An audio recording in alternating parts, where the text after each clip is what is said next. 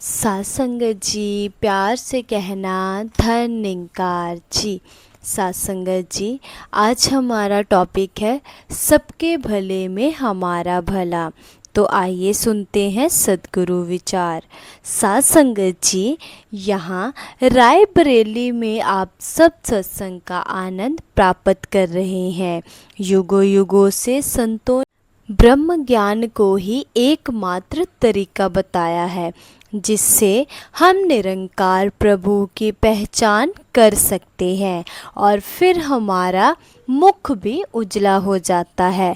यह ब्रह्म ज्ञान न केवल जीते जी हमारे लिए उपयोगी होता है बल्कि नश्वर शरीर त्यागने के बाद हमारा आगमन समाप्त करके मुक्ति से हमारा नाता जोड़ देता है। ऐ इंसान, पड़ोसी के घर जो तू आग लगाएगा। यहाँ संपूर्ण हर देववाणी के इस शब्द में पूरे विश्व में जो भी मानव है उनके लिए सिंबॉलिक यानी कि प्रतीक रूप में पड़ोसी शब्द का प्रयोग किया गया है। अगर हम ये मान ले कि ये सब हमारे पड़ोसी हैं तो हमारे मन के भाव किस प्रकार के हो जाते हैं। पहले हमारे दिल या दिमाग में यह उत्पन्न होता है कि हमने दूसरे के साथ कैसा व्यवहार करना है, प्यार करना है या उसका नुकसान करना है।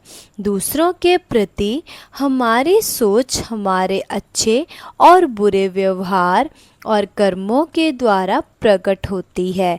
अगर हम अपने शरीर की बात करें तो यह हमारा दिमाग ही है जहाँ बुरे ख्याल पैदा होते हैं।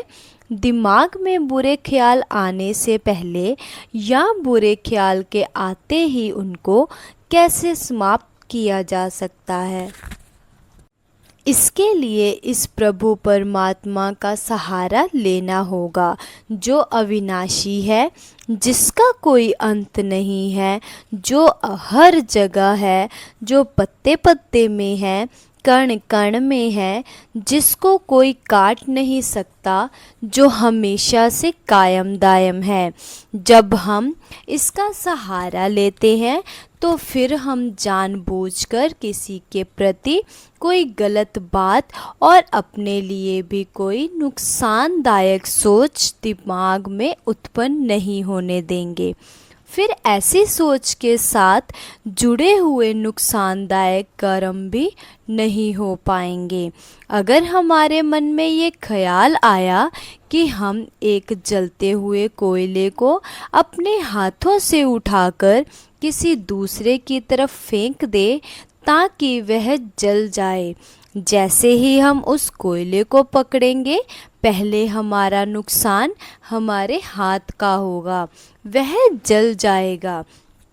दूसरे के ऊपर तो वह कोयला बाद में गिरेगा। इसी तरह हम अपने मन में जितने ऐसे कड़वे भाव या बुरी मत को रखते हैं उससे पहले नुकसान हमारा ही होता है। हवा का रुख बदला तो तेरा खुद का घर जल जाएगा। इंसान सोचता है कि दूसरे का घर जला दूंगा, ऐसा करने से मैं ऊंचा हो जाऊंगा और दूसरे का नुकसान हो जाएगा। लेकिन हकीकत में तो परमात्मा सबके जीवन का क्रिएटर यानी कि रचयिता है, जिसने बाखूबी हर एक का जीवन रचा है। परमात्मा हमारे सामने कोई ऐसी परिस्थिति भी ला सकता है कि कोशिश तो हमने दूसरों के नुकसान के लिए की थी, परंतु ऐसा करते करते हम अपना ही नुकसान कर बैठे। जैसे आग किसी दूसरे के घर में लगाई गई ताकि उनका नुकसान हो जाए, लेकिन हवा विपरीत दिशा में चली गई और उस आग की लपेट मेरे अपने घर में आ गई और मेरा अपना घर जल गया। यही बात एक शायर ने बहुत खूबसूरती से कही है। ओ जलाने वाले, ओ जलाने वाले वो तेरा ही था नशेमन, जिसे तूने फूंक डाला मेरा आशियाँ समझकर, जिसे तूने फूंक डाला मेरा आशियाँ समझकर। कोशिश तो हमने यह की थी कि दूसरे का घर जल जाए, पर ऐसा करने में मेरा स्वयं का नुकसान हो गया। किसी दूसरे के लिए जब हम अहित का भाव मन में रखते हैं तो यह परमात्मा पर निर्भर है कि उसे किस तरह बचाएगा, लेकिन हमारा नुकसान होने से फिर कोई नहीं रोक सकता। अगर पड़ोसी दुख पीड़ा से रोएगा कुरलाएगा, ये निश्चित है तू सुख की ना नींद कभी सो पाएगा। यहाँ उदाहरण तो पड़ोसी का दिया जा रहा है, परंतु हमें स्वयं अपने जीवन में एक ब्रॉड विज़न यानी कि व्यापक नज़रिया लेकर चलना है। संसार में जब हम किसी को पीड़ा से परेशान देखते हैं या उसके जीवन में कोई ऐसी स्थिति आ गई है कि वह रो रहा है, तो उस समय हमारे बोल, हमारे कर्म ऐसे होने चाहिए कि जो उसके लिए एक मरहम का काम करे। अगर हम भी उसको चोट पहुंचाते रहे तो फिर हमारे ऊपर क्या असर पड़ेगा। अगर हमने दूसरे का नुकसान किया तो क्या हम रात को चैन की नींद सो पाएंगे? क्या इससे हमें खुशी प्राप्त होगी? क्या हम चैन से रह पाएंगे? नहीं, हमारे मन में ऐसी विपरीत भाव आने ही नहीं चाहिए। संतों का भाव तो यही होता है कि हम दूसरों को भी आराम दे पाएं।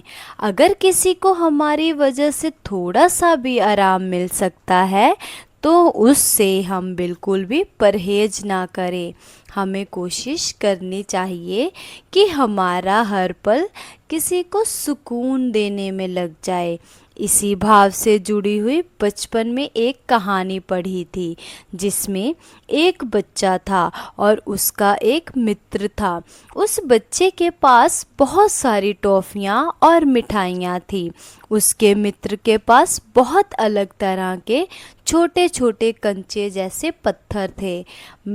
मित्र ने उस बच्चे से कहा कि ऐसा करते हैं, तुम मेरे सारे कंचे रख लो और मैं तुम्हारी सारी मिठाइयाँ ले लूँगा।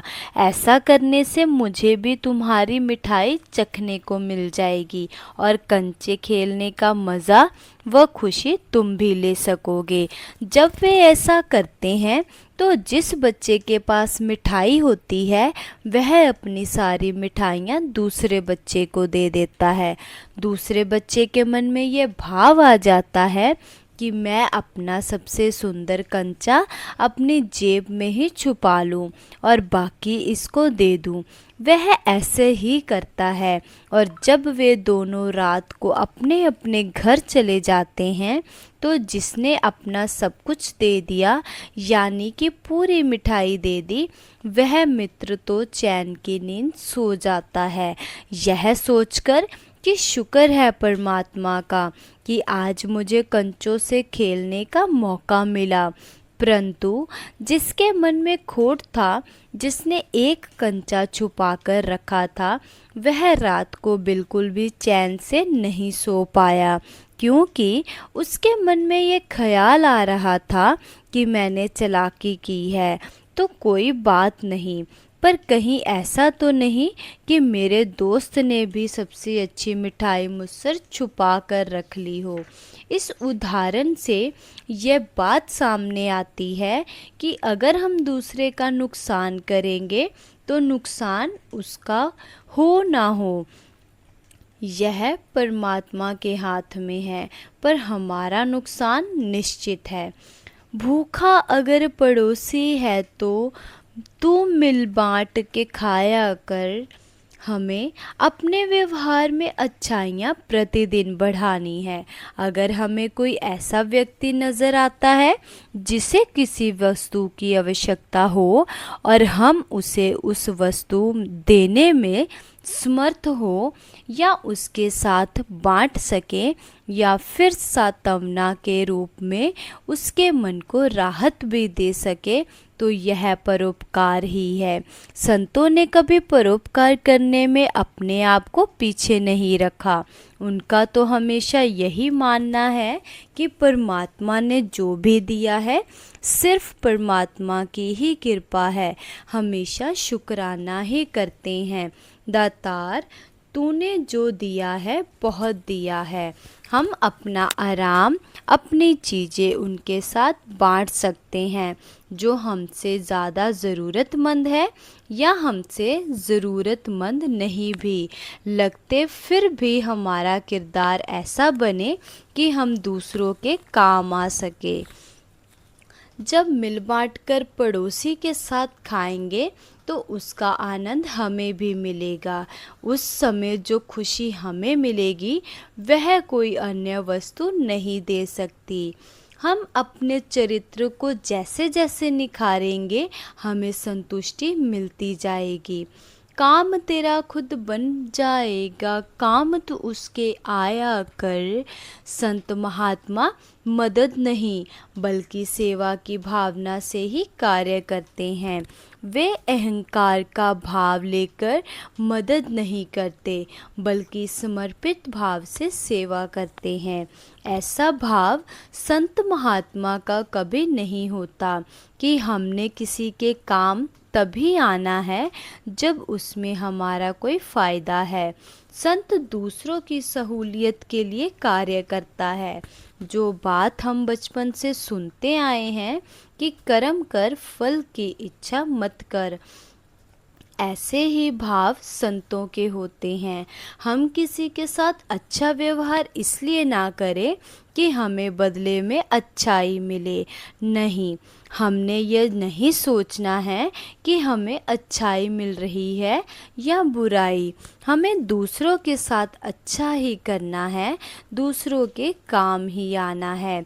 यहाँ इन पंक्तियों में यही भाव है कि हमारा भी काम संवरेगा जब हम दूसरों के प्रति अच्छाई का भाव रखेंगे, परंतु यह भाव हमने मन में नहीं आने देनी कि हमारी प्रशंसा हो, इसलिए हम दूसरों का काम करें।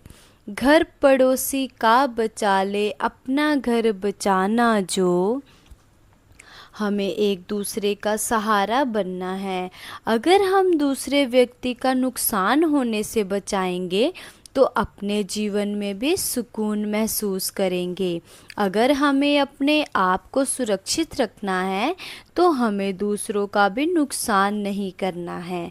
अगर हम यही सोच रखेंगे कि हम दूसरों को तंग करें, उनको परेशान करें और उससे हमारा कोई नुकसान नहीं होगा, तो हमें अभी यही बात नहीं समझ में आ रही कि परमात्मा थोड़े समय बाद ऐसी कोई परिस्थिति हमारे सामने लाकर अवश्य खड़ी करेंगे और तभी हमें पछतावा होगा कि हमने दूसरों का नुकसान क्यों किया।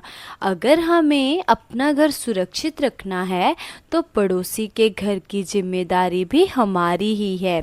यही वसुधैव कुटुंब वाली भावना है। हमने दुनिया के लिए एक वरदान बनना है। दूसरों के लिए किसी प्रकार का योगदान दे पाने के लिए पहले अपने जीवन को एक परोपकारी जीवन बनाना है। इसके विपरीत आग लगानी हो तो वह तो पल दो पल में लग जाती है, लेकिन बुझते बुझते आग बहुत समय लग जाता है।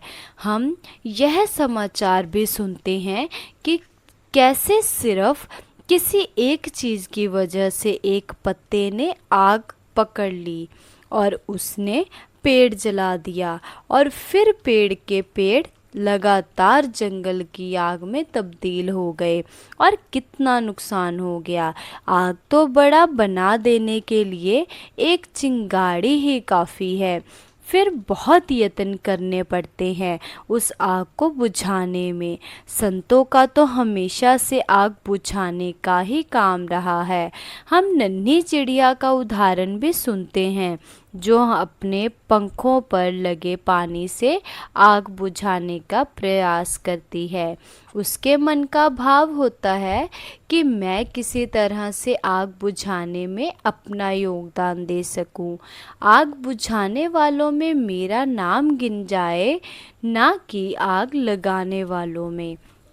फिर चाहे बाकी पक्षी उस पर हंसते हो कि इतनी बड़ी आग को तुम कैसे इतने छोटे से पंखों पर लगे पानी से बुझा पाओगे, पर उस चिड़िया को पता है कि वह जो कार्य कर रही है वह उसे ठीक दिशा में ले जाकर रहा है, उसका जीवन परोपकार में लग रहा है।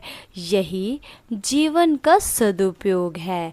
सुख हर देव उसे दे ताजा, सुख तूने है पाना जो।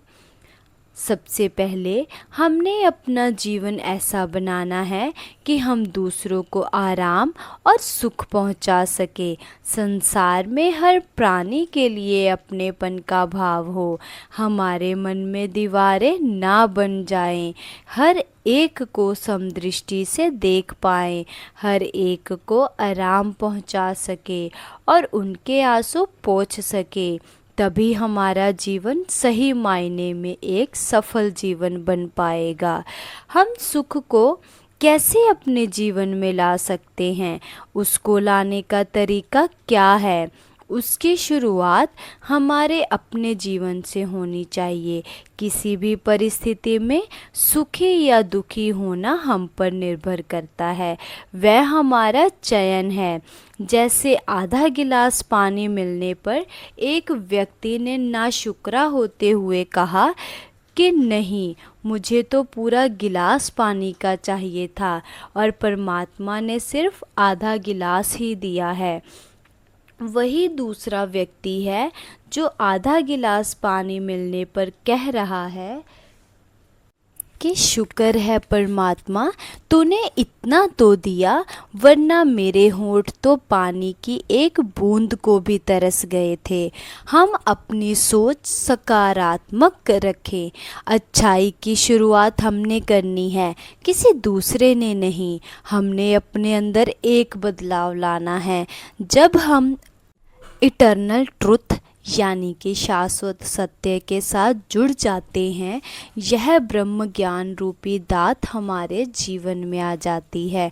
जब हम सच्चाई को पहचान लेते हैं, जिसके कारण हमारे जीवन में रोशनी बरकरार रहती है, जब हम समझ जाते हैं कि हमें जीवन किस तरह जीना है, तभी हमारे जीवन में निखार आ सकता है। हमने संसार को एक सकारात्मक योगदान देते हुए सिर्फ और सिर्फ अच्छाई की बात मन में रखकर हर एक के दिल तक अपने जीवन की महक को पहुंचाना है। जैसे फूल को कहना नहीं पड़ता कि मैं फूल हूँ, जो कोई भी उसके पास से गुजरेगा वह उसकी सुगंध से खुद ही पहचान लेगा कि यहाँ आसपास कोई फूल है। हमने अपने जीवन में भी इतनी खूबसूरती और महक लानी है। फिर जहाँ हम अपना जीवन सफल करेंगे, वहीं अन्य लोगों के जीवन पर उसका सकारात्मक प्रभाव छोड़ पाएंगे। दातार सभी पर कृपा करे कि हर एक का जीवन ऐसा बन जाए जैसा संतों ने सदियों से चाहा है।